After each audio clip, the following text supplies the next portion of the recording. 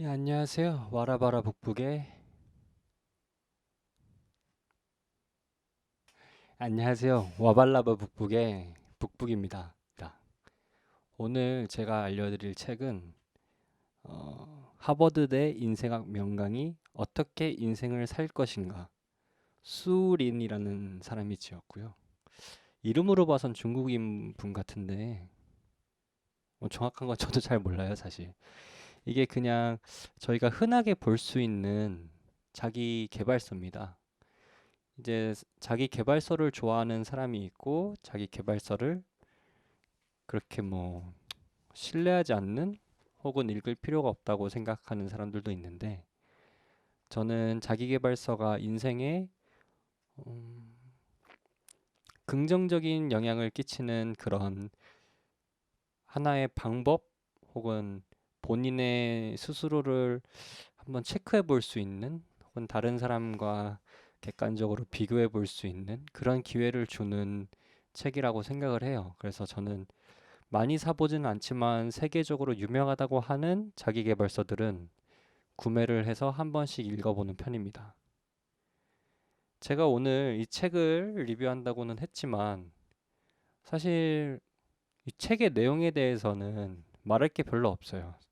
왜냐면은 이 영상을 보실 소수의 분들도 아시겠지만 자기계발서에 나오는 방법론들이 읽어보면 당연하고 열심히 살라는 얘기고 겸손하게 살라는 얘기고 그냥 노력을 많이 하라는 얘기예요. 그래서 읽어보면 다 당연하고 너무나 쉽게 읽히는데 오늘은 제가 이 책을 읽으면서 저 스스로를 어떻게 점검을 했는지 혹은 제가 자기계발서를 읽으면서 어떤 생각을 했는지 그것들에 대해서 좀 조곤조곤 이야기를 해보려고 합니다. 이 책을 제가 아예 언급을 안 할 순 없고 이 책에 엄청나게 많은 약간 삶의 팁이라고 해야 되나? 성공의 팁이라고 해야 되나? 이런 식으로 엄청나게 많은 어, 삶의 팁, 성공의 팁 이런 것들이 있어요.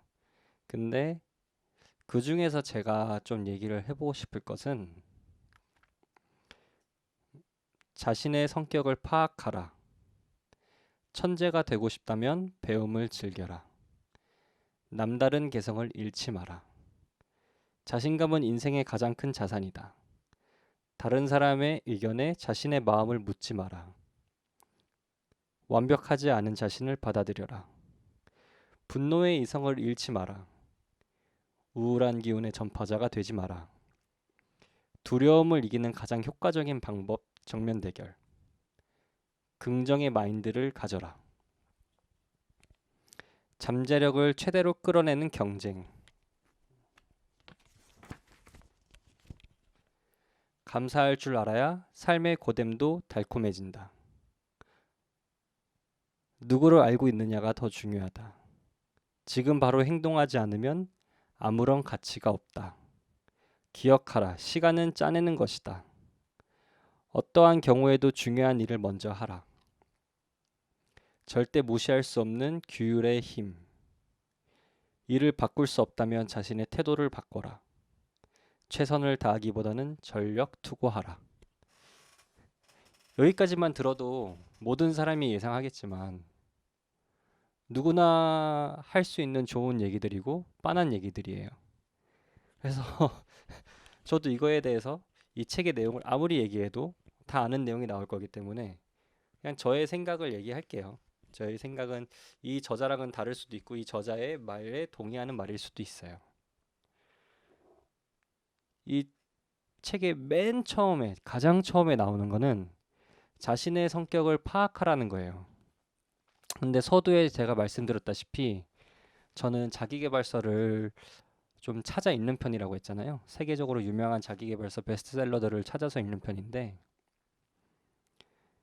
제가 그 중에 한 95%는 거르고 한 5% 정도 제가 해볼 수 있겠다 싶은 것들은 꼭 해보는 편이에요. 제가 정말 해보고 싶거나 재미있어 보이거나 자기 개발을 위해서 이거는 내가 할 수 있겠다 싶은 것들은 꼭 해보는 편인데 제 성격을 알아보는 것은 그런 것과 무관하게 제가 꾸준하게 해오는 일들 중 하나입니다. 제가 대학생 때 대학교 복지 중 하나가 이제 심리 상담실이 있었어요. 보통 그런 데는 좀 심리적으로 힘들고 뭐 좀 어려운 학생들만 간다고 생각을 하는데 사실은 거기서 취업 진로, 상담, 성격 검사 이런 걸 다 해줍니다. 그래서 저는 거기서 뭐 IQ 검사 비슷한 것도 매년 받았고 MBTI도 받았고 성격 유형 검사도 받았고 제가 뭘 잘하는지 뭐 어떤 직업에 더 성향이 강한지 뭐 이런 직업 탐구 시험이라고 해야 되나? 테스트라고 해야 되나? 뭐 테스트가 시험이죠. 근데 약간 자기를 알아가는 그런 설문지, 설문 같은 거. 그런 것들을 매년 시험을 보고 테스트를 하고 거기 있는 심리 상담 교수와 계속 얘기를 나누고 지금은 제가 기업에서 일을 하고 있어요. 직장인인데 기업에서도 이제 그 직원 복지 중 하나로 정신과 상담비를 좀 대줍니다. 정신과 상담이라고 하긴 뭐한 게 병원은 아니고 이제 전문 심리 상담사를 붙여줘서 저희가 저희의 뭐 스트레스 지수, 우울감 혹은 성격 유형 이런 것들을 저가 선택을 해서 테스트를 보고 상담을 해주고 그런 것들을 관리해주는 프로그램이 있어요. 그래서 저는 회사에서도 매년 심층적으로 저의 MBTI는 제일 간단한 성격 유형 검사죠. MBTI도 하고 한 500문항, 600문항 되는 그 이름을 까먹었네요. 하여튼 그렇게 심층적으로 본인을 파악할 수 있는 그런 성격 유형 검사도 진행을 하고 그 상담사도 저를 거의 매년 보다 보니까 저에 대해서 더 잘 알게 되고 저도 매년 보는 결과지니까 뭐 굳이 상담사가 말을 안 해도 저의 심리적인 변화들, 저의 그런 내적인 변화들에 대해서 데이터화된 상태로 제가 읽어보고 스스로 판단할 수 있는 그런 게 있어요. 근데 그런 게 좋은 게 뭐냐면 제가 뭘 좋아하는지, 어떤 유형의 사람인지, 변화된 환경 속에서 내가 잘 적응을 해나가는지, 아니면은 내가 힘들어하는지를 그냥 눈으로 볼 수 있어요. 제가 말로는 안 힘들어, 할 수 있어, 견뎌낼 수 있어 해도 테스트의 결과가 나는 스트레스 지수가 높은 걸로 나올 수도 있고, 아니면 정신적으로 힘든 상태인 것으로 나올 수도 있고, 그럴 수 있잖아요. 그런 것들에 대해서 내가 되고 싶은 나의 모습과는 다른 그 진짜 나를 볼 수 있는 그런 기회들이 한 번씩 주어지고, 나를 인정하고 받아들이는 그런 과정들, 그 다음 내가 지금 하고 있는 것들이 나와 잘 맞다 혹은 잘 맞지 않는다 뭐 이렇게 앞으로의 내가 하고 싶은 것들 앞으로 내가 갖고 왜 이렇게 말이 꼬이죠? 갖고 가자 하는 그런 커리어 패스에 대해서 생각할 수 있는 기회를 주는 것 같아요. 그래서 여기서는 단순하게 내가 외향적이냐 내향적이냐 어떤 성격이냐 뭐 이런 단순하게 그냥 쉽게 썰어놨지만 내가 어떤 사람인지 아는 거는 매우 매우 중요하다고 생각합니다. 그리고 지금도 그런지 모르겠지만 한 6, 7년 전에 제가 취업 준비를 할 때는 뭐 자신의 장단점을 쓰는 게 있잖아요. 자신이 뭘 잘했는지, 뭘 못했는지. 근데 보통 자소서를 쓴다고 하는데 저는 평소에도 그런 것들에 대해서 관심이 많고 스스로도 정리를 계속 해왔기 때문에 자소서 쓰는 게 진짜 쉬웠거든요. 그런 장점도 있는 것 같아요. 그런 장점도 있기 때문에 이 책의 맨 처음에 나온 자신의 성격을 파악하라는 문구가 좀 와닿았어요. 그 다음에 천재가 되고 싶다면 배움을 즐겨라. 이거 하나하나 얘기하면 오늘의 영상이 진짜 길어질 것 같아요. 한 뭐 2시간, 3시간도 얘기할 수 있을 것 같은데 저는 배우는 걸 기본적으로 좋아하지 않았었어요. 이게 과거형인 이유는 제가 어느 순간부터 배우는 걸 즐기게 됐어요. 이게 사실은 제가 어렸을 때 어렸다고 해도는 한 중학교, 고등학교 때죠. 중학생, 고등학생 때는 공부도 너무 재미가 없고 대학에 가는 것도 별로 관심이 없고 그냥 친구들이랑 뛰어놀고 여기저기 싸돌아다니고 돌아다니면서 친구들 사귀고 이런 것들이 너무 즐거웠어요. 그래가지고 제가 대학을 가야 된다, 공부를 정말 열심히 해야 된다는 그런 동기부여가 안 돼 있었거든요. 근데 제가 대학을 가야겠다고 마음 먹은 것은 어,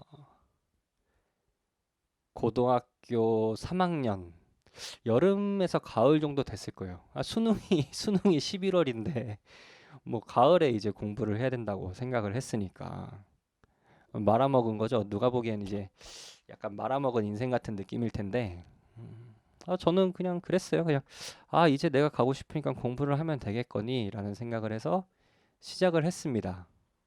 뭐 당연히 대학을 못 갔죠. 뭐 저도 대학을 갈 생각은 없었고 저의 1차적인 목표는 어, 좋은 재수학원을 가는 거였어요. 좋은 재수학원을 가는 거였고 그 결과로 저는 광화문 쪽에 그 서울역 쪽에 종로학원이라고 좋은 재수학원이 있었어요. 거기 종로학원에 들어가서 1년 동안 정말 열심히 공부했던 것 같아요. 정말 친구도 거의 사귀지 않고 그냥 아침부터 저녁까지 맨 앞자리에 앉아서 1년 내내 공부만 했던 것 같아요. 그렇게 해서 대학을 갔어요. 근데 대학을 갔는데 저는 대학을 간 이유가 제가 하고 싶은 공부를 할 수 있다고 해서 간 거였거든요. 고등학교 때까지 저희는 선택이라는 게 없잖아요. 그냥 학교에서 주는 교과서대로 배우고 공부하는 거잖아요. 그게 너무 싫었거든요. 근데 대학에서는 제가 원하는 학문을 제가 원하는 대로 시간표를 짜서 수강을 할 수 있다는 게 너무 매력적이었어요. 근데 저는 대학교에 그 수업 수강 신청이 그렇게 빡셀 줄은 몰랐던 거죠. 그렇게 빡셀 줄은 몰라가지고 수강 신청하는 날 이제 느긋하게 일어나가지고 그 컴퓨터에 접속을 했는데 제가 들으려고 했던 모든 수업이 사람이 꽉 차 있는 거예요. 그 이제 광클이라고 하죠. 옛날에 광클이라고 했는데 다 실패한 거죠. 그리고 제가 듣고자 하는 수업을 너무 들을 수가 없어서 제가 신입생 때 학장실인가 부학장실을 찾아간 것 같아요. 저희 경영대학교 부학장실을 찾아가서 그, 그 학장도 사실은 경영대 교수잖아요. 경영대 학교의 학장이니까. 교수한테 내가 지금 수업료를 내고 내가 원하는 공부를 하기 위해서 이 대학을 들어왔는데 내가 수업을 들을 수 없는 게 이해가 안 간다라고 따졌어요. 그 만 19살, 만 20살에 제가 그렇게 따진 거죠. 근데 교수가 막 웃더라고요. 근데 교수가 제 마음을 이해하긴 해요. 교수도 그 문제점을 알 거 아니에요. 고칠 수가 없지만 이해는 할 거 아니에요. 근데 그냥 쿨하게 어쩔 수 없다고 얘기를 하더라고요. 그래서 대학교 1학년 때는 그냥 놀았어요. 진짜 수업도 안 하고 수업도 안 가고 시험도 안 보고 거의 낙제했던 것 같아요. 낙제를 하고 군대를 갔는데 어,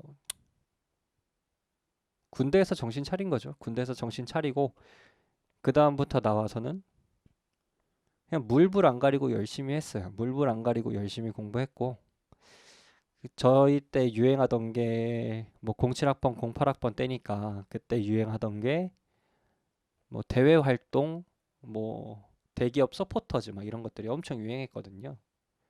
저는 그런 거는 쳐다도 안 보고 매일 도서관 가서 그냥 공부만 하고 방학 되면 계절학기 신청해서 계절학기 내내 그냥 공부만 하고 공부만 하다가 졸업 전에 취직이 돼서 회사 다니다가 졸업식 갔다 오고 그 지금도 일하고 있어요. 뭐 어떻게 보면 그냥 열심히 살다 보니까 여기까지 온 것 같아요. 근데 제가 이제 경영학이랑 영어학을 공부했는데 취업을 하고 보니까 취업을 하고 보니까 이공계 계통에 와 있었어요. 사실은 경영 지원 파트로 지원을 했는데 뭐 신입사원 연수 끝나고 이제 회사 회사에 입사해가지고 회사 자체 신입사원 교육을 이수하고 본인 부서에 배치를 받고 나니까 제가 이공계 계통에 와 있더라고요. 그래서 제가 그 부서의 유일한 문과생이었어요. 근데 재밌더라고요. 그 새로운 세계에 온 듯한 설레임, 새로운 세계에 온 듯한 그 설레임, 설레임은 뭐야? 그 설레임, 그 다음에 정말 새로운 것들을 매일매일 접하는 그런 새로움들, 그런 새로움을 하루하루 겪는 게 쉽지 않잖아요. 그 일 자체가 재밌었어요. 돈을 버는 게 재밌었고, 일 자체가 재밌었고, 통장으로 돈이 꽂히는 게 너무 좋았고. 그러다 보니까 이공계에 관심이 생겼는데, 이제 문제는 대학교를 갈까, 대학원을 갈까, 학원을 다닐까 하다가 방통대를 갔어요. 방통대. 근데 실제로 제가 하고 싶은 거는 약간 프로그래밍이 아니라 그런 걸 통한 빅데이터 쪽에서 좀 저는 공부를 하고 싶다고 생각을 했는데 제가 문과생으로서 바로 그쪽으로 이제 뛰어들 수가 없잖아요. 그래서 그 중간 단계로 택한 게 정보통계학과입니다. 그래서 지금은 직장인이니까 대학을 다시 이렇게 그 오프라인으로 이렇게 다닐 수가 없잖아요. 그래서 온라인으로 가능하고 휴가 잠깐 내서 현강 듣고 시험 볼 수 있는 방송통신대학교에서 방송통신대학교에서 정보통계학과를 다니고 있습니다. 지금 뭐 3학년 정도 됐네요. 그리고 작년부터 제가 작년부터는 이제 재무부서에서 일을 다시 하게 돼가지고 어, 직무 이동으로 인해서 재무부서에서 다시 일을 하게 돼서 이제 이공계 기획 파트에 있다가 문과 계열의 재무부서로 왔죠. 그래서 정보통계학과를 다니면서 회계사 공부를 시작했어요. 근데 한국 회계사 공부는 너무 힘드니까 미국 회계사 공부는 시작은 했는데 너무 이게 회사, 방통대, 회계사 공부 이 세 개의 그 콤비네이션이 저를 죽이려고 하더라고요. 그래서 그냥 나의 의지가 부족하다는 걸 느끼고 지금 회계사 공부는 잠시 휴직 상태에 빠져 있습니다. 근데 천재가 되기 위해서 끊임없이 배우는 게 아니라 어느 순간부터 배우는 게 재밌어서 배우는 것 같아요. 지금 저는 공부에 대한 것밖에 얘기를 안 했는데 그냥 뭐 운동도 PT 돈 내고 처음으로 배워보고 바리스타 그 유럽 바리스타 과정도 밟아보고 그냥 취미로 여러 가지들을 그냥 배우고 싶으면 돈 내서 가서 배우고 체험해보고 이런 것들이 참 많은 것 같아요. 근데 제가 천재가 된다고 느끼기보다는 그냥 그런 하나하나의 행동이 모여서 저의 삶을 좀 더 윤택하게 하고 저의 경험의 바운더리, 제 이해의 바운더리를 넓혀주는 그런 역할을 해가지고 저는 이렇게 새로운 걸 배우면서 시도해보는 게 참 재밌다고 생각을 해요. 네. 그 다음은 이제 남다른 개성을 잃지 마라. 남다른 개성을 잃지 마라. 좋은 말인 것 같아요. 근데 첫 번째로 말한 내가 누구인지 아는 거랑 일맥상통한 것 같아요. 일맥상통하고 내가 누구인지 알고 내가 무엇을 좋아하는지, 무엇을 잘하는지, 무엇을 못하는지 그런 것들을 알면 그냥 개성이라는 게 저 그 자체잖아요. 그래서 저 그 자체인 상태를 잃지 말라는 말이 너무나 당연하게 와닿고 이 와바라바라는 채널도 그래요. 제가 유튜브를 진짜 오랫동안 본 유튜브의 이제 광팬이라고 할 수 있죠. 왜냐면은 저는 유튜브를 진짜 마이너 할 때부터 봐왔거든요. 한국에서 볼 수 없는 것들, 해외의 그 서양권 그런 쪽에서 궁금했던 것들을 그냥 집안에서 접할 수 있는 방법이 인터넷 그리고 유튜브였는데 제 인터넷에서 다 치고 눈을 읽어야 되잖아요. 유튜브는 동영상이고. 그래서 유튜브를 보기 시작했어요. 근데 지금은 너무나 방대해서 그냥 유튜브가 하나의 세계처럼 이렇게 짜여져 있죠. 찾을 수 없는 게 없잖아요. 근데 보다 보면 너무나 너무나 다른 사람이 똑같은 콘텐츠를 똑같이 하려고 노력하는 것들이 많이 보여요. 물론 그게 약간 사람을 끌고 성공으로 가는 혹은 구독자를 많이 모으는 그런 공식처럼 돼 있어가지고 그거를 따르면서 어느 정도 사이즈를 키운 다음에 그런 볼륨이 됐을 때 본인의 그 본인만의 개성, 본인만의 특성을 살려내는 그런 방법을 쓸 수도 있고 아니면 뭐 정말 유명한 사람을 따라함으로써 그냥 쭉 그렇게 유명해질 수도 있고 아니면 그냥 시작하고 싶은데 어떻게 시작할 줄을 몰라서 따라하는 걸 수도 있고. 근데 저는 그렇게 하기 싫었어요. 그래서 그래서 이렇게 구독자도 없고 뭐 그냥 제 마음대로 편하게 이렇게 하고 있는데 그냥 저는 진짜 제가 하고 싶은 대로 하고 있어요. 근데 그건 있어요. 저는 북북이고 와바라바 님이 있잖아요. 편집은 와바라바 님의 고유 권한이에요. 찍는 건 제 마음이에요. 그래서 서로의 영역을 거의 터치하지 않는데 그냥 저는 제가 하고 싶은 대로 하고 있어요. 이런 절 보는 와바라바 님의 마음이 뭐 불타오를 수도 있겠지만 분노에 답답함과 분노에 불타오를 수도 있겠지만 그냥 저는 그냥 저를 남긴다는 생각으로 이렇게 하고 있어요. 근데 이게 그냥 제 모습이죠. 이게 제 모습이고 제가 전문가도 아니고 그냥 이렇게 하고 싶어서 하는 건데 그럴 수 있잖아요. 제가 뭐 굳이 남까지 따라가면서 저를 남길 필요 없잖아요. 제가 하고 싶어서 하는 건데. 자신감은 인생의 가장 큰 자산이다. 자신감은 인생의 가장 큰 자산이다. 맞는 말이죠. 자신감이 중요하죠. 자신감이 필요할 때가 있고, 아,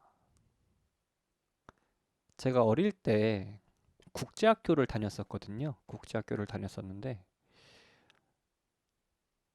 국제학교는 거의 모든 게 발표 수업이에요. 그리고 선생님이 수업을 한다고 해도 학생들의 참여로 이루어져서 수업이 진행이 되거든요. 학생들의 참여로 수업이 진행되는 게 많아서 선생님의 역할은 그냥 인생의 멘토 가이드 같은 거지. 우리나라처럼 하나하나 짚어가면서 다 알려주는 그런 건 아니었어요. 제가 워낙 저학년이어서 그럴 수도 있겠지만 그냥 방향을 잡아주는 그런 역할이었어요. 어른의 역할, 선생님의 역할이 그런 거였죠. 그래서 이제 학교에 가면 그냥 모든 수업마다 손 들고 각자 의견을 피력하고 하고 싶은 말 하고 본인을 표현하는 거에 대해서 눈치를 보지 않았는데 이제 한국에 이제 학교를 다니게 되면서 손을 드는 법을 점점 잃어버리는 거예요, 제가. 근데 학교 수업 시간에 뭐 발표하라고 할 때 서로 손 들고 발표하고 과제 같은 거 하라고 할 때 서로 하겠다고 손 들고 막 이런 경우는 잘 보기가 힘들잖아요. 요즘 학교는 어떤지 모르겠어요. 저 때는 그런 게 보기 힘들었거든요. 그런 분위기도 아니고 선생님이 학생한테 그런 걸 바라지도 않고. 그래서 이제 남 앞에 나서는 게 얼마나 그 남 앞에 나서는 게 무서운 일이 되었죠. 두려운 게 되었고 무대 공포증이라고도 하고 어, 오바마가 한국에 왔을 때 한국 그 기자진들에게 질문이 있는 사람한테 질문이 있으면 질문하라고 했을 때 한국인 기자들 중에 질문하는 사람이 없어가지고 외신 기자들이 질문을 했었죠. 근데 왜 기자가 질문을 하지 못할까? 기자의 역할이 질문을 하고 답을 받는 건데 인터뷰를 하는 건데 왜 기자가 질문을 하지 못하는 기자들이 있는가? 근데 그런 거는 이제 자신감이라고 생각을 해요. 자신감. 미국 대통령에게 질문을 던져볼 한국 기자에게 그런 기회가 언제 오겠어요? 그냥 모든 사람이 그때는 진짜 일생일대의 기회, 질문을 해볼 기회였을 텐데 그 눈앞에 기회가 있음에도 아무도 잡지 못한 거예요. 그때 외국인 기자가 여러 번 손을 들어서 할 수 없이 그 외국인 기자에게 질문의 기회가 넘어갔었죠. 그때는 음, 왜 그 사람들은 거기서 기회를 잡지 않았는가? 자신감이 없어서죠, 자신감이. 근데 이건 누가 키워주는 게 아닌 것 같아요. 누가 키워주는 건 아니고 이런 문화적 배경, 그다음에 살아오면서 본인을 점점 더 어떻게, 그러니까 본인을 어떻게 사랑하고 본인을 어떻게 존중하고 그런 배려와 존중의 문화 속에서 저라면 자연스럽게 이런 자신감이 자라나는 것 같은데 어, 아쉽게도 그런 교육 환경이 아직은 되어 있지 않은 것 같아요. 그래도 음, 스스로라도 자존감을 높이고 자존심을 높이는 거 그거는 저도 중요하다고 생각을 해서 같이 표시를 이렇게 얘기를 해보는 겁니다. 표시도 해놓고요. 그리고 또 하나는 다른 사람의 의견에 자신의 마음을 묻지 마라. 아, 근데 저는 이거를 엄청나게 공감을 하는 사람입니다. 본인이 어떤 일을 하기 전에, 뭐 어떤 일을 할 때 꼭 다른 사람들에게 달려가서 물어보는 사람들이 있어요. 중요한 결정을 내릴 때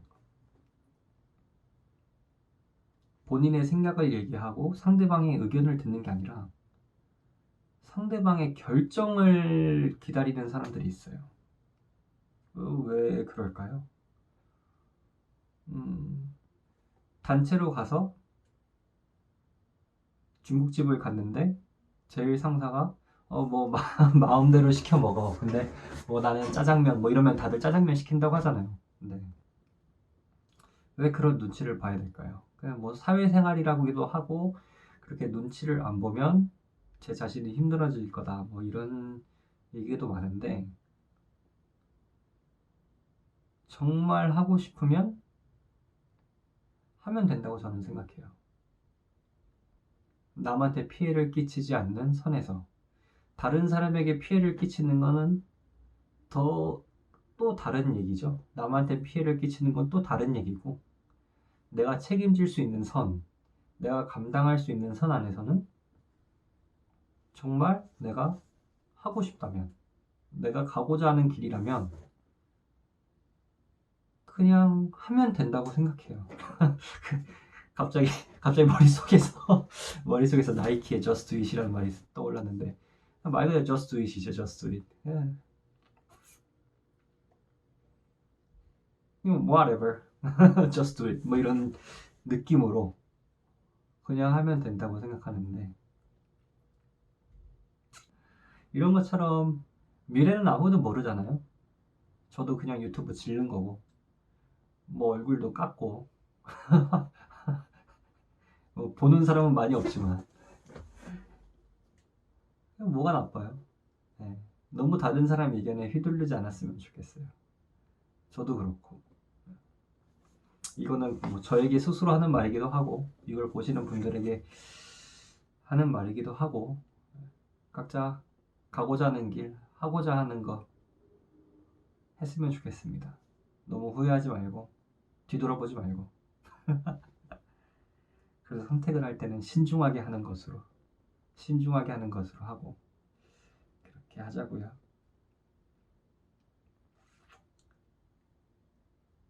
완벽하지 않은 자신을 받아들여라.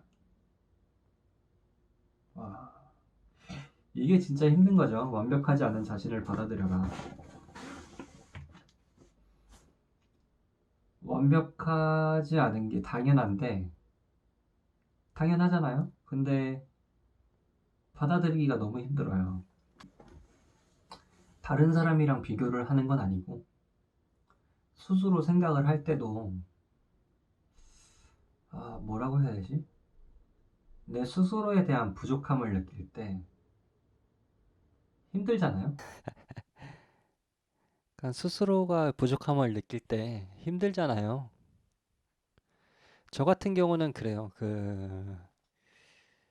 주기적으로 하는 업무들이 있는데, 그럼에도 불구하고 계속 실수가 생겨요. 물론 주기적임에도 불구하고 변수가 조금씩 생기고, 다른 사람들과 얽혀 있는 업무이기 때문에 그런 쪽에서 변수가 생기지만, 최종적으로는 제가 정리를 하는 업무고, 제가 맡은 업무고, 매월 돌아오는 업무인데도 실수가 생긴단 말이에요. 그리고 제가 모르는 실수가 아니고, 다른 사람이 지적을 했을 때 제가 보고, 내가 저걸 왜 놓쳤지라고 싶은 그런 실수들이 대부분이에요. 그래서 저는 실수라고 생각을 하는데 사실은 제 실력인 거죠. 그러니까 이렇게 이제 완벽하지 않은 내 자신, 혹은 모자란 내 모습을 발견할 때, 좀 위축되더라고요. 위축되고 약간 자괴감이 들고 그런 마음이 없잖아 있어요.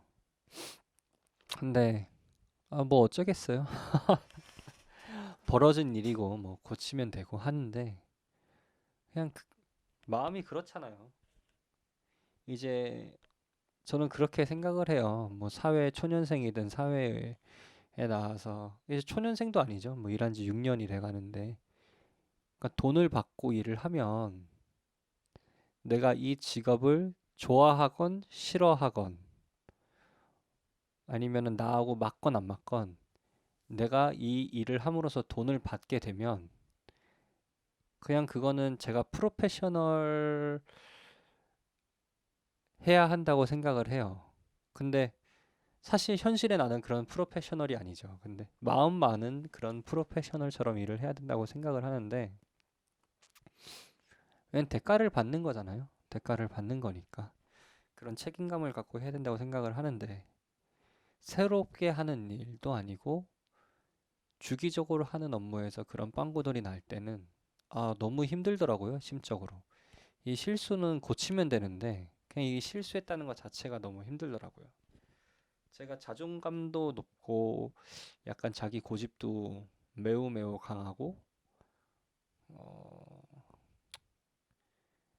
활동적인 편인데도 그런 쪽에서는 좀 오히려 좀 약한 면이 있는 것 같아요. 그냥 잘하고 싶은데 부족한 내 자신을 발견했을 때, 이걸 보는 여러분들도 그럴 수 있어요. 근데 누구나 완벽할까요? 누구나 완벽하진 않겠죠.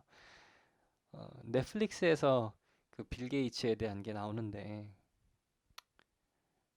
빌 게이츠가 마이크로소프트의 창업자고 그렇게 세계적으로 큰 업적을 남겼어도 지금은 그런 아프리카 지역이었나? 그런 그 못 사는 지역에 화장실 사업을 좀 새로 구상하고 있어요.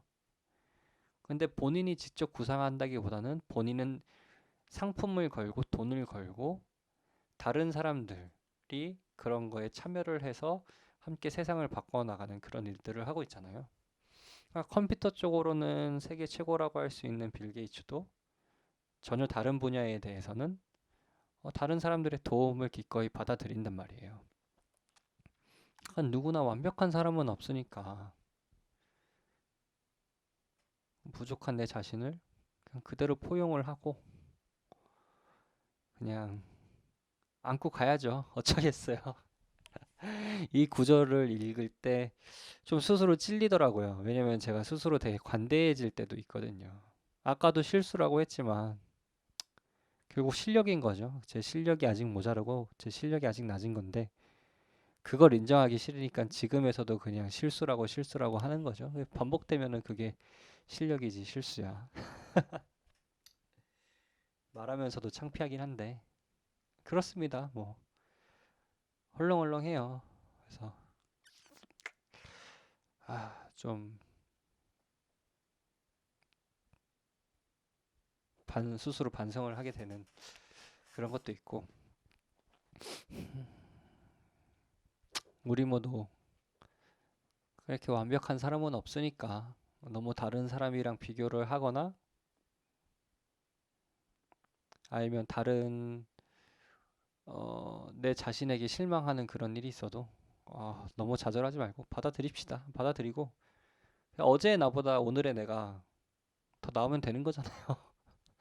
그렇잖아요. 지금 뭐 100년 넘게 사는데 지금 특별한 사고만 없으면 다들 100세 시대에 오래오래 살 텐데 어제의 나보다 오늘의 내가 조금은 더 나은 사람이길 그런 마음으로 살아가야 되는 것 같아요. 이게 책 리뷰가 아니라 그냥 계속 그 주제에 맞는 그 주제에 맞다기보다는 그 주제에 대한 저의 생각과 그냥 저의 일상과 그다음 하고 싶은 말들이 계속 그냥 연속이 되어집니다. 우울한 기운의 전파자가 되지 마라. 두려움을 이기는 가장 효과적인 방법 정면 대결. 긍정의 마인드를 가져라. 이거는 사실 감정을 다스리는 법을 배워라라는 큰 그 챕터 안에 들어있는 소 제목들이에요. 소 제목 중에 4개인데 그 중에 2개만 얘기를 해볼게요. 첫 번째 건 두려움을 이기는 가장 효과적인 방법 정면 대결이고 긍정적인 마인드를 가져라가 2번째인데 정면 대결 이 손해를 보는 것 같은 느낌이 들 때가 있어요. 내가 뭔가 실수를 했는데 안 들키면은 잘 넘어갈 수 있을 것 같아. 안 들키면 아무 일도 아닌 것 같아. 혹은 내가 잘못을 하거나 다른 사람이 잘못을 했을 때 혹은 내가 부당한 대우를 받았을 때 그냥 참고 넘어가면 좋게 좋게 될 것 같아. 근데 그런 경우들이 있을 때 정면 대결을 선택하는 사람이 사실 많지 않죠. 예, 정면 대결을 선택하는 사람이 많지 않은데 그거는 두려움 때문이라고 저는 생각을 해요. 특히나 본인이 한 잘못에 대해서 정면 대결은 더더욱이나 어려운데 무섭잖아요. 두렵고 본인이 잘못한 거를 그대로 다 직시를 하고 감당을 해야 된다는 게 좀 두려우니까 보통은 도망가기를 선택하는 것 같아요. 도망가기를 선택하는 것 같고 숨거나 도망가거나 아니면 어떻게든 얼버무리거나 덮고 넘어가려고 하던가 여러 가지 방법을 쓰지만 결국에는 정면 대결이 맞다고 저는 생각을 합니다. 뭐 잘못했다면은 잘못했다고 그냥 싹싹 비는 거고 정면으로 상대할 게 있으면 두려워하지 말고 당당하게 맞서면 되는 거고 그렇다고 뭐 길거리에서 뭐 덩치 큰 깡패한테 걸렸을 때 뭐 덤비다가 더 맞으란 얘기는 아니고요. 도망갈 수 있으면 그럴 땐 도망가시고 어쩔 수 없으면 그냥 경찰 올 때까지 붙잡고 맞고 있다가 같이 경찰서 가는 거죠. 그냥 헛소리고요. 그런 심적인 두려움 앞에서 정면 대결할 수 있는 그런 담대함이 필요한 순간들이 오는 것 같아요. 저 같은 경우는 그런 순간들이 몇몇 있는데 일반적으로 사람들이 그런 압박감을 느끼는 게 어, 기업 면접일 때가 기업 면접일 때이지 않을까 그런 생각을 합니다. 왜냐면은 살아오면서 자기 자신을 남의 시선에 의해서 판단되고 점수가 매겨지는 경우가 거의 없잖아요. 그런 면접장에 들어가기 전까지. 이게 내가 다른 사람에 의해서 몇 점짜리 사람인지 평가가 매겨질 기회가 없으니까 처음으로 그런 상황을 맞닥뜨리게 되면 당황함과 동시에 두려움이 생기는 것 같아요. 근데 이런 말하기는 좀 뭐하지만 저 같은 경우에는 그렇게 취업에 대한 절박함이 없었어요. 왜냐면 저 때는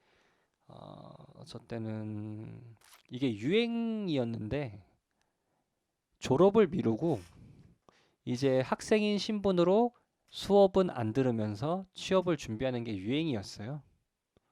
이런 걸 유행이라고 말해도 되는지 모르겠는데 그게 유행이었고 저도 역시나 뭐 당연하게 그렇게 생각했기 때문에 학생 신분으로 이제 여기저기 면접으로 보러 다닐 때는 그냥 전 재미로 본다고 생각을 했어요. 재미를 본다고 생각했고, 이거는 정말 그냥 트라이고, 나의 진짜 게임은 졸업 유예 기간에 보는 그런 면접들에 대해서는 내가 정말 철저하게 준비하고 노력해서 취업을 위해 최선을 다하겠다라는 생각을 했어요.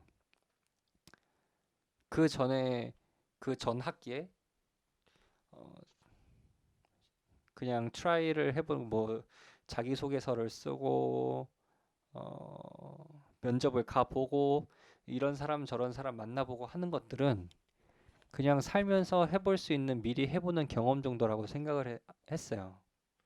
근데 이게 진짜 건방진 생각이긴 한데 저의 계획은 그랬어요. 그냥 대학 졸업할 때까지 열심히 공부밖에 안 해서 맨날 도서관에 박혀가지고 방학이고 학기 중이고 공부밖에 안 했으니까 이제 졸업할 때 제가 예를 들면은 뭐 졸업 학점이 100, 뭐 140학점 뭐 이 정도였으면 뭐 제가 173학점, 180학점 정도 듣고 졸업을 했거든요. 근데 저는 그래서 좀 쉬고 싶은 생각이 강했기 때문에 졸업 요건을 맞춰놓고 진짜 해외 여행을 한번 진하게 다녀온 다음에 온 마음을 다해서 취업을 한번 해볼까라는 생각을 했기 때문에 그 해외 여행을 진하게 가기 전에 그냥 학교 다니면서 면접을 본다 이런 생각을 했었어요. 그리고 제가 마지막 학기 때 전공을 10과목을 들었기 때문에 2학점짜리 전공을 10과목을 들었기 때문에 그 사실 그렇게 여유도 없었고 그래서 어, 좀 재수 없는 말이긴 하지만 저는 면접을 즐겼거든요. 그래서 면접을 즐겨가지고 그 면접관들도 저를 되게 재밌어 했을 것 같아요. 왜냐면은 현대 자동차를 제외한 모든 면접장은 거의 뭐 재밌게 얘기하다 온 것 같아요. 현대 계열은 좀 압박 면접도 있고 일부러 시비를 거는 분들도 있고 막 그랬는데 그냥 그 외에는 되게 재미있게 보낸 것 같아요. 그냥 가면은 막 일부러 이런 막 함정 질문 같은 거 하잖아요. 왜 이렇게 다 경직돼 있어요? 뭐 편하게 앉아요 하면은 진짜 편하게 앉고 남들 다 이렇게 각재워서 이렇게 딱 앉아 있을 때 저 혼자 그냥 이렇게 편하게 앉고 그냥 뭐 마음속으로 뭐 그냥 구경 온 관광객처럼 왔으니까 그런 것도 있었고 그냥 뭐 의뢰 얘기하잖아요. 면접장에서 뭐 그 면접관한테 궁금한 거 있으면 궁금한 거 물어보라고. 근데 그때 질문하는 사람 아무도 없잖아요. 괜히 이상한 질문하다 찍히면은 마이너스만 되니까. 근데 저는 진짜 궁금한 거 그냥 싹 다 물어봤거든요. 시간이 허락해주는 한에. 그러니까 오히려 뭐 면접관도 재밌고, 그 뭐 아예 뭐 박장대소한 면접장도 몇 개 있고. 제가 아까 제 학창 시절을 말씀드렸다시피 대학교 1학년 때 성적이 낙제예요, 낙제. 대학교 1학년 때 성적은 낙제고 이제 군대 갔다 와서 2학년 때부터 도서관에 박혀가지고 공부만 했을 때부터 해가지고 이제 졸업할 때 학점이 이제 4점 4.5 만점에 4점대 학점으로 졸업을 했거든요. 그러니까 면접을 가면 기본적으로 물어보는 게 있어요. 1학년 때 왜 이렇게 공부를 안 했냐. 근데 그런 걸 이제 좋게 얘기해 주는 데가 있고 안 좋게 얘기해 주는 데가 있는데 보통 압박을 걸 때 이렇게 안 좋게 얘기를 하죠. 근데 전 그냥 대놓고 얘기했어요. 대학교 1학년 때 노느라고 학교 안 가가지고 낙제했다. 근데 뭐 면접관 입장에선 이렇게 대답하는 면접자가 약간 쇼킹했겠죠. 뭐 그때부터 뭐 면접관도 그냥 아우 그냥 막 물어보더라고요. 뭐 다른 참가자 다른 면접자한테는 뭐 우리 기업이 왜 좋냐, 우리 기업이 뭐 하는 회사인 줄 아냐, 어떤 걸 준비했냐, 장점이 뭐냐, 뭐 어, 우리 회사의 그런 뭐 비전이 너는 뭔지 아냐, 뭐 이런 거 물어보는데 아니면 막 PT 문제 막 즉석에서 뽑아가지고 바로 막 발표해보라고 하고 막 문제 내가지고 답변해보라고 하고 막 이러는데 저한테 막 밑도 끝도 없는 이상한 질문들 막 하는 거예요. 뭐 이미 나가리라고 생각했는지 아니면은 얘는 뭐 특이하다고 생각했는지 그런 건 모르겠는데 그래서 저는 그냥 면접 때의 기억이 다들 좋아요. 그냥 재밌게 잘 봤어요. 재밌게 잘 보고 뭐 결론적으로 지금 뭐 일하고 있잖아요. 해외여행 진하게 못 다녀오고 일만 하고 있는데 그냥 저의 경험이기도 하지만 이게 이걸 두려움을 이겼다고 해야 되나? 두려움을 이겼다기보다는 정면 돌파를 한 것 같아요. 어떻게 보면 그냥 어, 면접장을 가면 모르겠어요. 저는 대기업 면접장만 들어가 봐가지고 잘 모르겠는데 남자든 여자든 다 똑같아요. 진짜 하나같이 다 똑같아요. 그냥 복장도 똑같고 머리 스타일도 비슷하고 앉아있는 각도조차 똑같아요. 목소리 톤도 비슷하고 막 다 같이 힘차게 대답하고 근데 그냥 원 오브 댐이 아니라 그냥 제 모습 그대로 제 모습 그대로 그냥 정면 돌파를 한 것 같아요. 근데 저도 될 줄은 몰랐어요. 저는 뭐 별 생각이 없었으니까. 그래서 의외로 정면 돌파가 통할 때가 있다. 그리고 곤란한 상황일수록 정면 돌파가 답일 때가 있다. 라는 생각을 개인적으로 합니다. 긍정적으로 산다. 이건 누구나 하는 말이잖아요. 긍정적으로 산다. 근데 누구나 하는 말인데 그게 과연 가능할까라는 생각을 해요. 그래서 전 제가 감사한 게 있으면 항상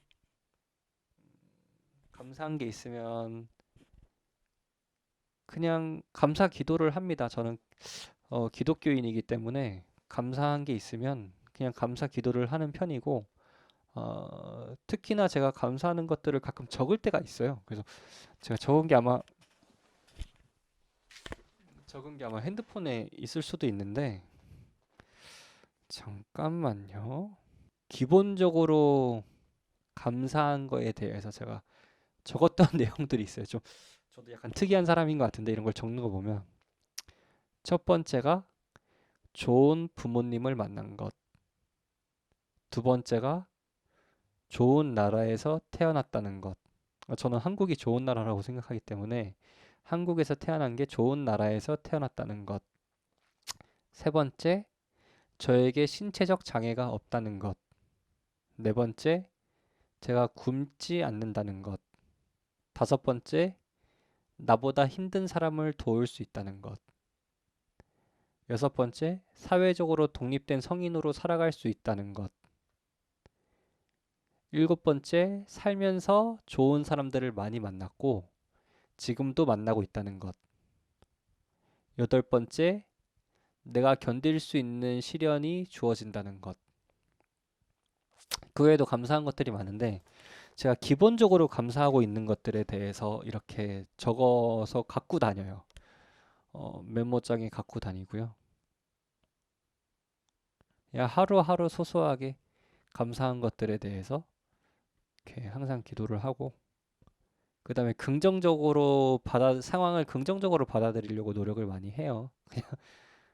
어차피 일은 벌어졌는데, 안 좋게 생각하면 기분만 안 좋아지잖아요. 그러니까 어떻게든 그냥 기분이 나빠도 슬퍼도 그냥 머릿속으로는 생각은 그냥, 그래, 이렇게 된 게 어디야. 뭐, 더 나쁠 수도 있었는데, 뭐 이런 식으로 그냥 좋게 좋게 생각하는 게 있고, 실제로 세상엔 저보다 힘들게 사는 사람들이 많고, 제가 이제 봉사를 하거나 기부를 하면 정말 어려운 사람들이 많거든요. 그래서 그런 걸 보면 제 삶에 감사를 하게 되는 거죠. 그냥 그 자체가 이제 긍정적인 삶의 원동력이 되는 거고. 네. 그래서 긍정적인 마인드를 가져라. 두려움을 이기는 가장 효과적인 방법 정면 대결에 대한 저의 생각과 그냥 저의 삶이었어요. 저의 삶이 그랬고 그 다음은 잠재력을 최대로 끌어내는 경쟁. 경쟁에 대해서 이야기를 해보겠습니다. 경쟁에 대해서 경쟁은 어떻게 보면 참 민감하고 예민한 이슈일 것 같아요. 왜냐면은 한국은 좀 교육 혹은 그런 삶이 치열하고 되게 경쟁적이라는 거에 대해서 부정적인 시각으로 바라보는 사람들이 많잖아요. 특히나 나이대, 연령대가 낮아질수록 어려질수록 경쟁이 정말 나쁜 거라고 생각하는 그런 경향이 점점 더 강해지는 것 같아요. 근데 저는 경쟁을 참 좋다고 생각을 하거든요. 경쟁을 참 좋다고 생각하는데 중요한 점은 저는 남들과 경쟁하면 거의 지는 편입니다. 거의 지는 편인데도 불구하고 좋아해요. 저는 약간 단기전에 정말 약하고 장기전은 그나마 도전해 볼 수 있는 그런 편인데 저는 이제 길게 시간을 잡고 하루하루 조금씩 해나가는 거에 대해서는 약간 자신이 있는데 이제 번개 이게 벼락치기라고 하죠. 시험도 벼락치기 하듯이 하는 거랑 뭐 누구랑 경쟁을 할 때 뭐 당장 내일 모레까지 뭐 3일 후에 아니면 다음 주에 바로 뭐 시합을 한다, 경쟁을 한다 하면 와, 저는 이겨본 기억이 거의 없어요. 이겨본 기억이 거의 없고 그냥 거의 깔아주는 편에 속했지만 어쨌거나 저쨌거나 저는 경쟁이 삶의 활력을 불어일으킨다고 생각을 하고 자기 자신을 이렇게 다그치는 좋은 매개체가 된다고 생각을 해요. 그리고 경쟁이 없으면 결국 다 같이 도태되잖아요. 그 경쟁이 없는 세상은 약간 유토피아적인 세상이긴 한데 사람이 스트레스를 받고 뭐 경쟁을 하면 서로 힘들어지고 하는 그런 것도 있지만 상호 발전을 위해서는 그래도 경쟁이 있어야 된다고 저는 생각을 하는 편이고 제가 지던 이기던 결과가 어떻게 되든 경쟁은 그냥 그 참여자들에게 긍정적인 영향을 끼친다고 생각을 합니다. 근데 그 결과에 대해서 너무 좌절하고 너무 우울해하고 그러지 않았으면 좋겠어요. 왜냐면 사는 것 자체가 경쟁이잖아요. 어느 것 하나 경쟁 아닌 게 없어요, 사실은. 근데 그거 하나하나에 너무 이입하고 너무 감정을 싣다 보면은 그냥 자기 자신이 소진되어 버릴 수가 있다고 생각해요. 그냥 이번 경쟁에서 지든 이기든 다음 경쟁은 오고 또 다른 경쟁이 오고 계속 될 거라고 생각을 합니다. 그래서 너무 일희일비할 필요가 없다. 그냥 경쟁은 우리 삶의 일부다. 나를 더욱더 노력하게 하고 책찍질하게 하는 그런 매개체일 뿐이다. 라는 생각을 해요. 그래, 그런 생각을 하고 감사할 줄 알아야 삶의 고됨도 달콤해진다. 이거는 아까 긍정적인 마인드랑 약간 비슷한 건데 이거에 대해서는 더 얘기를 하지 않겠습니다. 그냥 긍정적으로 사는 것, 감사함을 마음을 갖고 사는 것, 감사함을 알고 사는 것, 그게 중요하다는 것 같고요. 저도 그렇게 살려고 노력을 많이 합니다. 이거는 이 이것도 좀 예민한 문제인데 누구를 알고 있느냐가 더 중요하다. 한국의 이제 고질적인 문제라고 일컬어지는 게 혈연, 지연, 학연이잖아요. 혈연, 지연, 학연. 근데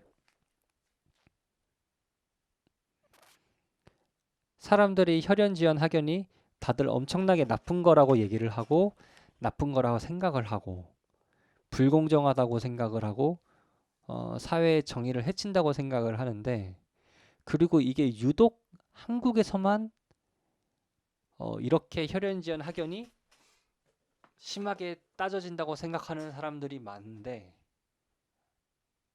그렇지 않아요. 진짜 그렇지 않습니다. 여기 하버드 책에서 이 하버드 인생학 명강의에서 그러잖아요. 이게 뭐 한국에서 나온 책이 아니라 미국에서 나온 책이에요. 누구를 알고 있느냐가 더 중요하다. 근데 제가 미국에서 잠시 교환학생을 갔었고 미국에서 교환학생을 하다가 우연찮게 이제 영국의 영국의 큰 회사에 있는 그런 미 동부 브랜치에서 인턴도 할 수 있게 되었어요. 근데 그래 인턴도 하고 미국 뉴욕에 있으면서 교환학생을 하면서 많은 친구들을 사귀고 얘기를 해봤는데 그들의 사고방식은 의외로 혈연지연 학연에 대해서 거부감이 없어요. 거부감이 약간 미국인이 거부감이 있는 게 아니라 거기는 유럽인들, 미국인들, 뭐 중국인들, 뭐 그러니까 아시아, 북미, 남미 모든 인종이 다 섞여 있어요. 뉴욕 시티에는 모든 인종이 다 섞여 있는데 혈연지연 학연에 대해서 그렇게 막 죄악시하고 싫어하는 사람들이 별로 없어요. 그 왜인가 보니까 그게 당연한 거예요. 그냥 그들의 문화 속에서도 그게 당연하더라고요. 그래서 이게 나쁘고 좋고를 떠나서 꼭 한국에만 있는 그런 나쁜 악패습 같은 건 아니다. 뭐 악패습일 순 있죠. 말을 다시 할게요. 나쁜 악패습일 순 있지만 유독 한국이 정말 극성맞게 혈연지연 학연을 따지는 게 아니다. 그거는 약간 전 세계적인 현상이다. 그리고 어, 뉴욕에서 그 뉴욕 기숙사에 있는 친구들이 했던 말이 아직도 기억에 남는데 정말 중요한 것은 여기서 너는 저였죠. 그 당시 저. 너가 무엇을 아느냐보다 누구를 아느냐가 더욱 중요한 게 미국의 사회다. 라는 말을 했어요. 그 간단하면 what you know가 아니라 who you know가 정말 중요하다는 거죠. 그래서 커뮤니티 활동, 사회적인 활동 이런 것들을 정말 서양은 그런 커뮤니티 사회적인 활동 그다음에 그런 그 학업 외에 다양한 액티비티들을 되게 중요시하는 사회잖아요. 그런 배경이 있더라고요. 그래서 음, 그냥 이거는 나쁘고 좋고를 떠나서 엄연히 존재하는 현실인 것 같아요. 제가 누구를 아느냐에 따라서 저에 대한 대우가 달라지는 게 그냥 나쁘다고 할 수 있지만 그냥 이게 존재하는 현실인 것 같아요. 그래서 그냥 이 현실을 부정하고 이런 시스템을 좀 바꾸자고 노력을 하는 사람들도 있고 이런 시스템에 순응을 하면서 살아가는 사람도 있지만 어쨌든 지금으로서는 그런 게 존재하는 현실이고 이런 현실이 있다는 것 자체는 알고 있어야 된다고 생각을 해요. 그래서 어, 마치 없는 것처럼 취급을 하면서 약간 이렇게 그 인적 네트워크에 대한 중요성이 정말 비정의롭고 그러니까 정당하지 않고 정의롭지 않기 때문에 무조건 죄악시하고 외면하기보다는 이거를 뭐 수정 보완을 하던 시스템을 개혁을 하던 받아들이던 이런 현실이 있다는 것 자체는 좀 냉정하게 이성적으로 봐야 될 필요성이 있다고 저는 생각을 합니다. 그래서 이 구조를 뽑았어요. 이 구조를 뽑았고 미국에 있을 때, 미국에서 공부할 때, 그다음 일할 때, 그럴 때 그 서양인들에게 들었던 얘기들이 떠올라서 우리나라만의 그런 어, 극성스러운 문화는 아니다. 전 세계적으로 그렇고 서양은 오히려 더 심하면 심했지 덜하진 않다. 라는 게 제 개인적인 정말 저의 아주 제 작은 경험일 뿐입니다. 제 적인 경험에서 나온 개인적인 의견일 뿐입니다. 뭐 아니라면 너무 분노하지 마시고 차분하게 저에게 아니라고 알려주시면 되고요. 그리고 지금 바로 행동하지 않으면 아무런 가치가 없다. 이거는 매우 중요한 말이라고 저는 생각을 해요. 정말 중요한 말이라고 저는 생각을 하는데, 아까도 그 나이키 광고 문구 얘기했잖아요. 나이키 광고 Just do it이라고. 그냥 하고 싶은 게 있으면 하세요.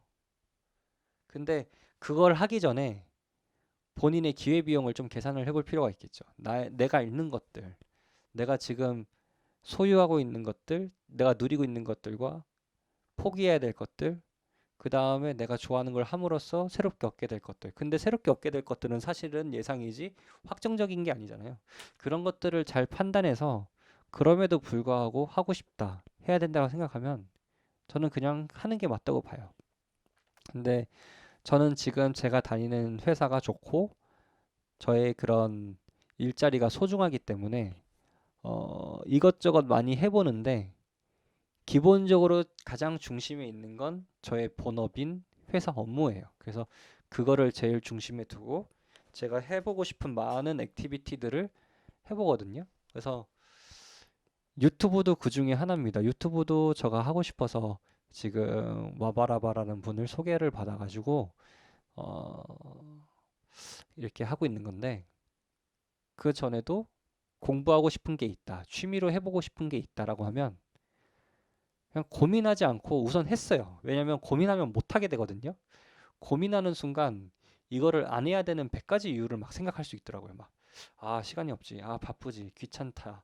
뭐, 내일 하지 뭐. 막 이런 생각을 하는 순간 하기 싫은 이유밖에 떠오르지 않아요. 그렇기 때문에 우선 하고 저랑 맞으면 유지하고 저랑 안 맞으면 빠르게 포기합니다. 아마 저는 막, 뭐, 안 될 것 같으면 미친 듯이 노력해서 되게 하라. 막 이런 말을 하는 게 아니에요. 저는 그냥 하고 싶으면 해보고 맞으면 더 열심히 하고 아니면 유지를 하고 안 맞으면 후회 없이 그냥 포기하라고 얘기를 하는 겁니다. 제가 그렇게 살아요. 그냥 해보고 싶은 거 있으면 가보고 싶은 곳 있으면 가보고 해보고 싶은 것 있으면 해보고 저랑 안 맞는 옷이다 싶으면 빨리 벗고 저랑 맞는 옷이라면은 껴입고 그런 스타일입니다. 유튜브도 사실은 꾸준하게 하고 싶었어요. 그냥 한 달에 2개씩 올리면서 꾸준하게 하고 싶었는데 처음에 그 의욕이 사라지고 일에 치여서 막 새벽 한두 시에 퇴근하는 날들이 좀 있다 보니까 음, 가장 먼저 유튜브부터 아니다. 가장 먼저 운동을 미루기 시작하더라고요. 가장 먼저 운동을 미루고 그 다음에 유튜브를 미루고 그 다음에 독서를 미루고 그다음 그리고 그냥 일집 잠만 하게 되더라고요. 근데 어, 다시 이렇게 돌아왔어요. 다시 이렇게 돌아왔고 음, 그냥 하고 싶은 게 있으면 계산 잘 해보시고 그래도 해야겠다 지금 하시라. 하시고 후회도 늦지 않다. 안 하고 후회하는 것보단 낫다. 그리고 의외로 하는데 그렇게 많은 시간과 비용이 투자되지 않는다. 라는 것을 알아주셨으면 좋겠습니다. 그리고 기억하라. 시간은 짜내는 것이다. 어떠한 경우에도 중요한 일을 먼저 하라. 이거 2개는 제가 공감하면서도 할 수 없는 것을 뽑았어요. 제가 공감하면서도 할 수 없다고 한 이유는 음, 제가 잠이 많아요. 기본적으로 잠이 많고 어, 뒹구는 걸 좋아합니다. 제 뒤에 침대가 보이죠? 제 뒤에 침대가 보이는데 지금 이 침대가 혹시 작아 보이시나요? 이 침대가 저 혼자 사는 집인데 사이즈가 킹 사이즈보다 더 큰 거예요. 그걸 그럼 라지 킹이라고 하나? 엑스트라 킹이라고 하나? 하여튼 킹 사이즈보다 더 큰 게 있더라고요. 제가 대학생 때까지는 거의 퀸 사이즈 침대에서 잤는데 제가 제 전셋집을 꾸리고 이렇게 침대를 하나 새롭게 사게 되면서 그 엑스트라 킹이라고 할게요. 정확한 사이즈는 모르겠어요. 킹 사이즈보다 조금 더 큰 건데 그냥 그 크기에 맞게 그 크기를 샀어요. 그래서 지금 보면은 지금 이게 이 침대를 다 못 가리죠. 이게 제가 퀸 사이즈는 충분히 덮는 덮개거든요. 근데 지금 이 침대 매트리스를 완벽하게 덮을 수 있는 만큼의 그런 덮개를 굳이 새로 사기도 뭐하고 그래가지고 지금 예전에 넉넉하게 퀸 사이즈를 감싸줬던 덮개를 쓰고 있는데 그래도 이렇게 양옆이 남습니다. 그만큼 제가 침대에서 양옆으로 굴르면서 대굴대굴 구르는 것을 좋아해요. 잠은 얌전히 자는데. 그래서 시간을 짜내는 게 너무 힘들더라고요. 특히 아침에 일어나는 게 너무 힘들어요. 제가 모티베이션 동영상으로 보는 것 중에 하나가 그 미국 변호사 김유진 씨 맞나? 하여튼 그분 성함을 자세히 기억이 안 나는데 아마 유진 씨일 거예요. 김유진 변호사님일 거예요. 그래서 그 새벽 4시에 일어나서 하루 일과를 시작하시는 분이 있어요. 그걸 보면서 제 자신을 7시에라도 일어나자라고 시간을 맞췄지만 대부분 실패하는 저 자신을 발견하면서 시간을 짜내는 것은 나에겐 아직은 너무나 먼 일이구나라는 걸 느꼈고 항상 워너비의 삶이긴 해요. 아침형 인간이 항상 워너비 삶이긴 한데 저는 아직까지는 그런 것 같습니다. 아직까지 그런 것 같고요. 그래서 시간을 짜내야 된다는 거에는 매우 매우 동의하지만 시간을 짜내지 못하고 있다. 그리고 어떠한 경우에도 중요한 일을 먼저 하라. 이거는 이제 신입사원 연수 때 아니면은 회사에서 꾸준히 시켜주는 교육 때 아니면 진급을 해서 진급 교육을 갔을 때 항상 나오는 내용이에요. 그러니까 일머리를 키우는 교육을 받잖아요. 일머리를 키울 때 어떻게 일을 스케줄링 할 것인가, 어떻게 일을 다룰 것인가를 하는데 그때 무조건 나오는 내용이 그겁니다. 시급성, 중요성을 따져서 항상 중요도가 높은 걸 먼저 하고 시급성이나 그런 거는 좀 차순위로 둬라.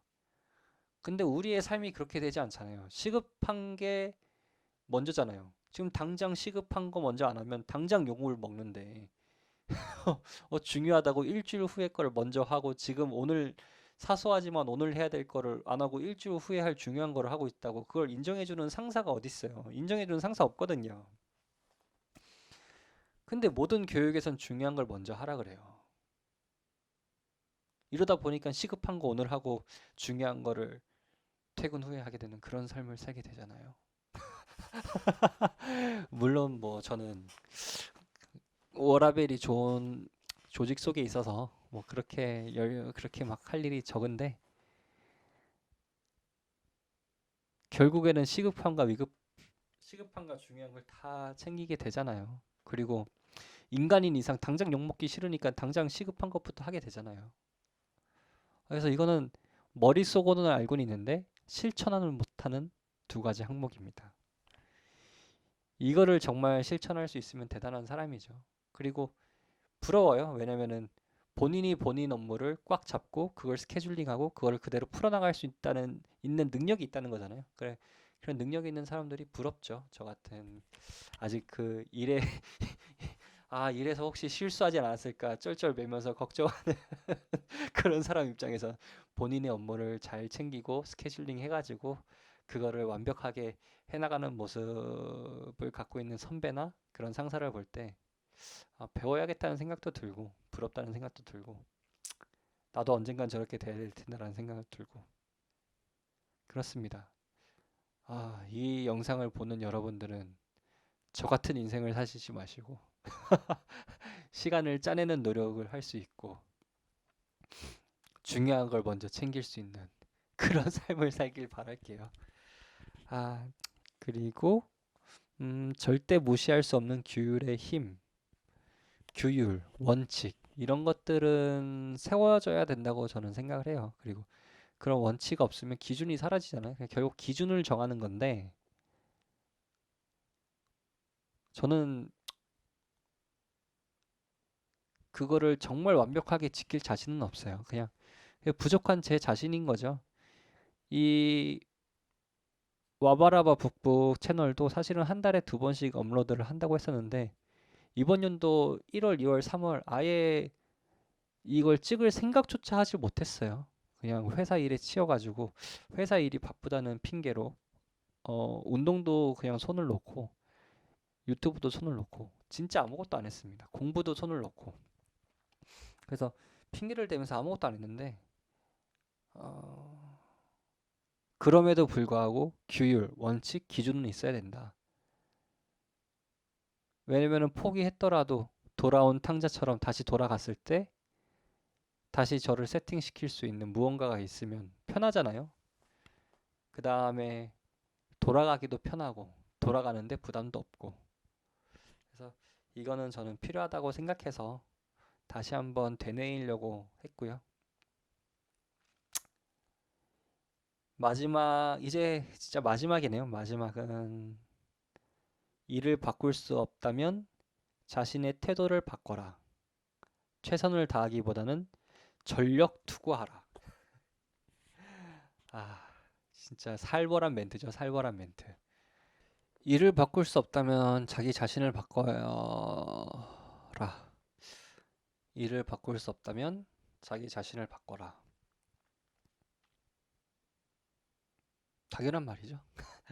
근데 이제는 이게 언제 쓰여진 책이지? 이게 언제 쓰여진 책인지 지금 자세히는 모르겠는데 요즘은 조직이 좀 유연해졌죠. 그러니까 정말 저랑 업무가 너무너무 맞지 않으면 회사에서도 그걸 배려해줘서 어느 정도 다시 이동을 시켜주고 새로운 업무를 할 수 있는 기회를 한 번에서 2번 정도는 줍니다.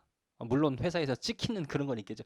아, 쟤는 나약하다, 쟤는 의지가 없다, 뭐 이런 게 찍히는 건 있겠지만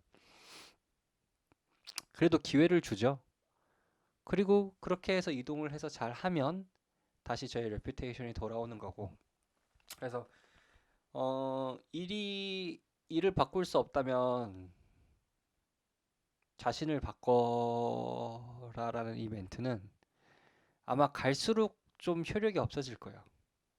갈수록 효력이 없어요. 왜냐면은 요즘은 조직이 사람을 점점 배려해주는 조직으로 바뀌기 때문에 그러니까 약간 인간 중심적으로 바뀌기 때문에 옛날에는 휴먼 리소스라고 하잖아요. 휴먼 리소스. 그거는 이제 사람을 자원으로 보는 건데 자원으로 보는 시각에서 이제 휴먼 캐피탈로 보는 거죠. 그래서 이제 자원에서 캐피탈로 보는 거니까 점점 뭐 리소스나 캐피털이나 둘 다 뭐 도찐개찐 슬픈 현실이긴 하지만 뭐 부품 같은 느낌이 들긴 들지만 어쨌든 인간의 지위가 올라가고 있다는 거에서 좀 희망을 걸고 뭐 나중에는 진짜 휴먼 비잉으로 봐주는 날이 오겠죠. 이 말이 어울리는 것은 일을 바꿀 수 없음이 아니라 일을 피할 수 없으면 자기 자신을 바꾸라가 맞는 것 같아요. 정말 피할 수 없는 순간이 있잖아요. 본인이 이제 업무를 할 때 정말 피할 수 없는 그 순간, 그 피할 수 없는 그 순간에 본인의 생각 자체를 그냥 바꿔야죠. 그냥 마인드셋을 바꿔가지고 피할 수 없으면 즐겨라처럼 아, 이 일 하기 싫다, 이 일 하기 싫다 라는 생각을 어떻게든 빠른 시간 내에 고쳐야 됩니다. 그리고 정말 신기한 게 제가 사회생활을 한 게 겨우 6년밖에 되지 않지만 회사 다니면 조직이 진짜 크잖아요. 조직이 진짜 크단 말이에요. 세상에 일은 많고 조직은 크고 정말 다양하게 있는데 그런 게 있어요. 아, 저 일만은 하기 싫다. 저것만은 담당하기 싫다 싶은 일이 있는데 보통 그 일이 저한테 옵니다. 정말 특이하게도 진짜 특이하게도 저것만은 싫다. 저것만은 피하고 싶다. 라고 했던 그런 업무가 저한테 떨어져요. 이걸 약간 머피의 법칙이라고 하나? 그게 안 맞나요? 머피의 법칙? 잘 모르겠네요. 근데 이 얘기를 들으면서 정말 공감하시는 분들이 많을 거예요.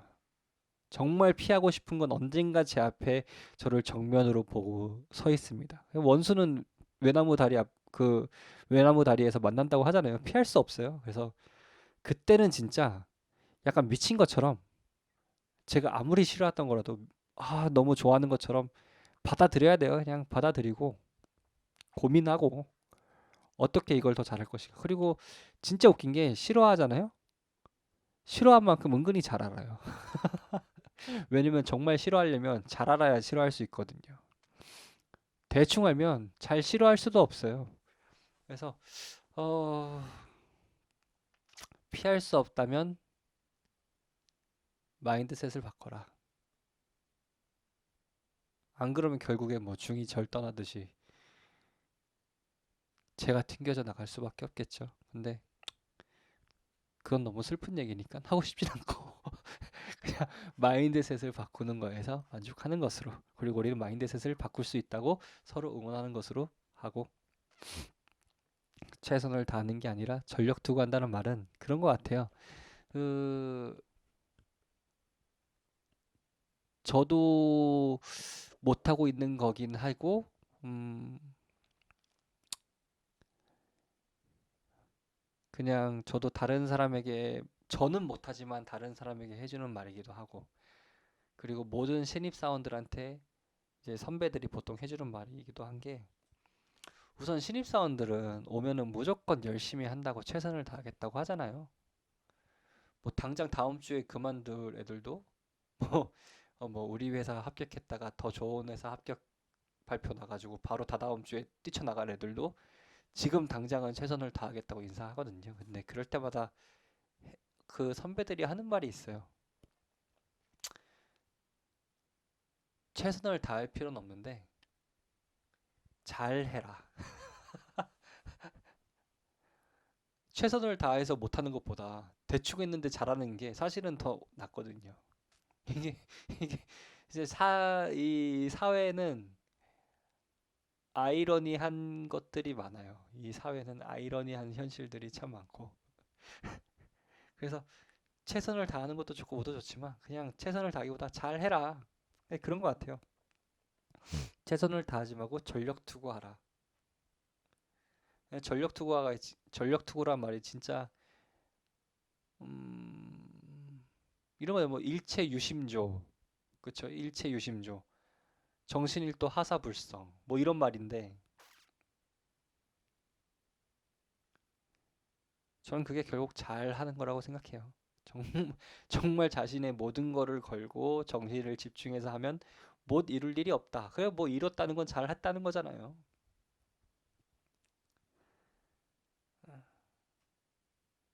살벌한 말이기도 하고 저는 아직까지는 잘 지킬 수 없는 말이기도 하지만 열심히 하는 것도 좋지만 잘하는 게 중요하다. 그리고 보통 잘하는 사람들은 전력 투구해요. 보통 잘하는 사람들은 진짜 열심히 합니다. 예. 그러면 이 책에 대한 저의 리뷰는, 이걸 리뷰라고 해야 될지 잡설이라고 해야 될지 모르겠지만 이 책에 대한 리뷰는 여기까지 하겠습니다. 지금까지 북북이었습니다. 감사합니다.